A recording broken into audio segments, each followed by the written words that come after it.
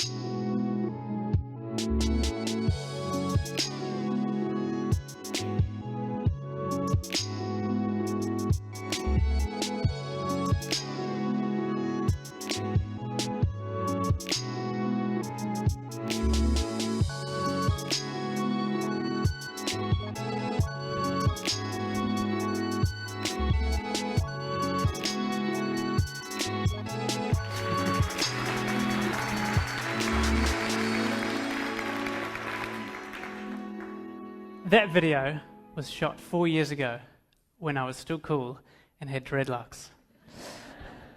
It marks the halfway point between me standing here on this stage today and the first time that I went here. It's probably not familiar or significant to you, but it is to me.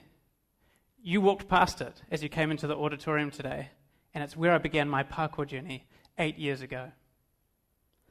My friend Barnaby, the first person in Hamilton to do parkour, invited me to come training, and I nervously agreed.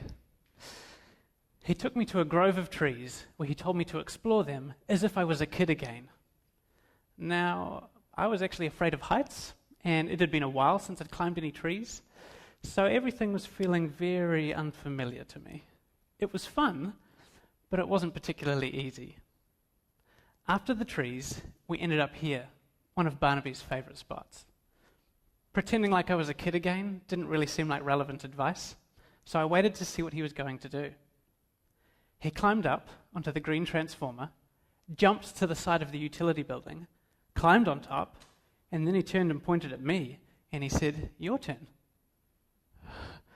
Okay, so I climbed up to have a look, and I instantly felt a pit in my stomach. The gap was bigger than anything I'd jumped before. It was higher off the ground than anything I'd jumped. And I'd never even landed on the side of a building. I'm standing there thinking, oh my gosh, what am I doing? The things we've done so far, that's felt like exercise. But this jump, this is truly scary. Barnaby, what am I supposed to do? He told me, as if it was easy, jump, land feet first against the building, grab the building's edge, not the pipe though, because that might rip out of the wall, and then climb on top. Okay. Well, I had been having fun, and I was keen to impress, so I weighed up the pros and cons. If I miss, I'm going to turn into grated cheese as I slide down the stucco finish of that wall. But if I make it, Barnaby's going to think I'm the man. Okay, I'm doing it. I stood on the edge of the green transformer. I looked at the wall, and then I looked down at the ground, and I backed away. I remember thinking, maybe the sensible thing is not to do the jump at all. I could go play on those rocks, or I could even go back to the trees. Still, part of me was really keen to try it. Barnaby could see that I was internalizing a complicated situation in my head. And so he called up to me and he said, "Bro, you're going to be fine. Just jump and you'll be fine." All right. So I stood on the edge of the green transformer. I looked at the wall, I looked anywhere but down, and I jumped. And I made it. Feet against the wall, hands grabbing the edge. I clambered my way on top, but I felt so good and more than a little bit relieved.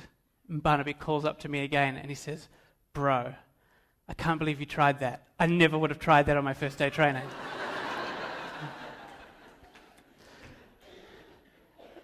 That was the first time that I encountered a really scary challenge. It definitely wasn't the last. There were many times in the early years of my training where I came up against a challenge that I didn't know how to solve, or I had a goal that I didn't know how to reach.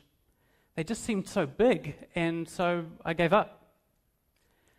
It took a number of years before I realized that there are actually two key methods for overcoming obstacles with each new parkour challenge. First, there's the breakdown. Here, we take a challenge, break it up into bite-sized pieces, practice those pieces in isolation until we feel comfortable enough to put them back together and practice the challenge as a whole. Then we have scaling. Here, we put our challenge to one side and find another challenge that's very similar, but one that we can actually achieve right now. We then slowly scale up the difficulty over time until it's the same as that original challenge.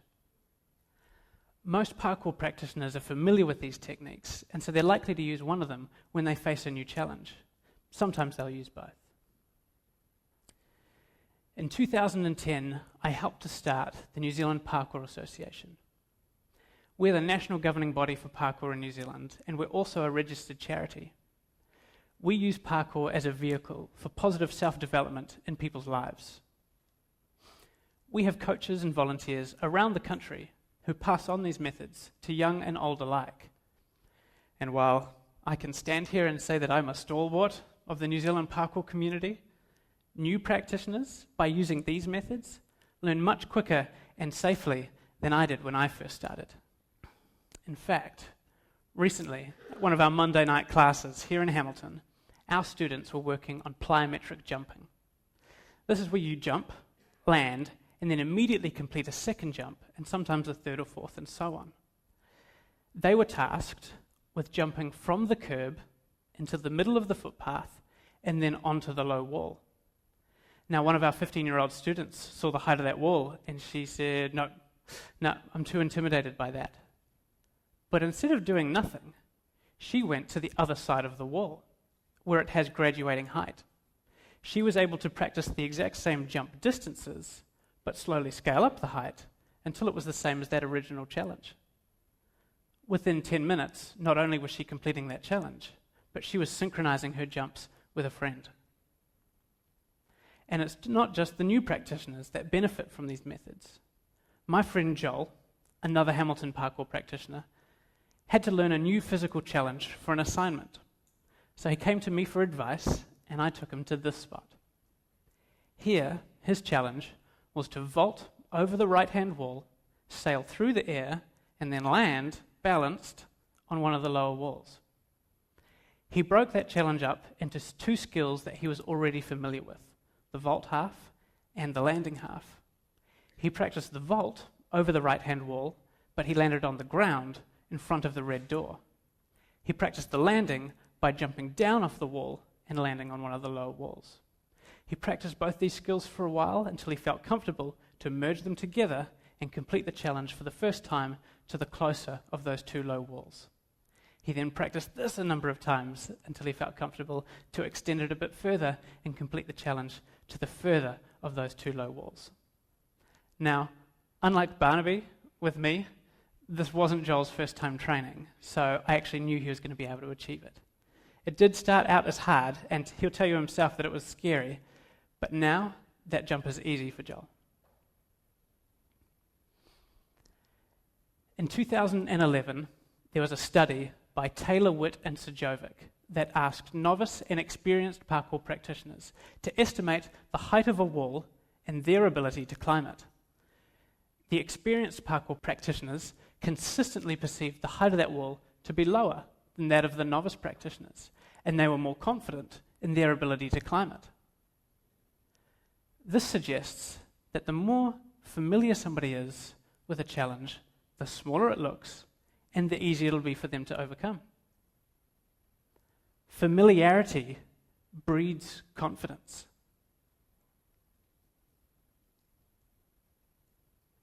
And not just in parkour. We can benefit from parkour's training methods and principles, whether we're practitioners or not. These are principles that we can apply to our whole lives. For instance, it's been a dream of mine to have an indoor training facility for parkour here in Hamilton.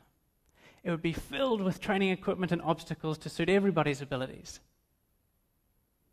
There's just one problem. We don't have such a facility. And at the time, we didn't even have any equipment. In order to cut the costs of building new equipment, I thought, hey, why don't I start building them myself? However, my dad's a travel agent. And my mum's an administrator. I studied drama in high school. And then I did my undergraduate studies in sports science. I'm now doing a Ph.D. in the sociology of sport. Maybe it doesn't come as much of a surprise then that I'm really not much of a handyman. Instead of accepting that, though, I decided, hey, I can learn something from parkour here and find a way to scale up towards this big goal. So I needed to build something very easy. I ended up building some jumping platforms out of pallets, where literally the only thing I had to do was screw plywood onto them. The next challenge, smaller jumping platforms, also out of pallets, but I had to cut them up before adding the plywood. Most recently, I built a multi-level vaulting box from open source designs I found online. I'm getting more and more comfortable picking up a drill because familiarity breeds confidence. Earlier I mentioned that my mother's an administrator. She used to be a dancer when she was younger, and she's not as active these days, and she doesn't do parkour. She's turning 60 this year, and her and some friends decided they want to do something a little bit exciting. So they decided on the Tongariro crossing, something my mum has never done. Like me, she decided she could take some cues from parkour and find a way to scale up towards her goal. For her, this looked like going regularly to the Hakaramata Summit track in Ngaruawahia to climb the stairs. She was able to keep going back to the track again and again to climb as many stairs as she could manage each time.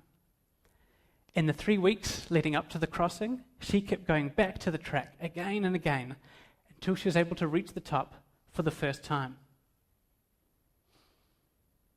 This helped to prepare her physically, and even more than that, it helped her to believe that when push came to shove, she was actually going to be able to complete the crossing. There's really something beautiful about overcoming something tough.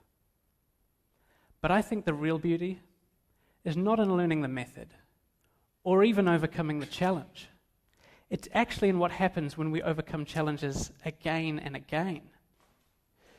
You see, in parkour we have a saying, once is never.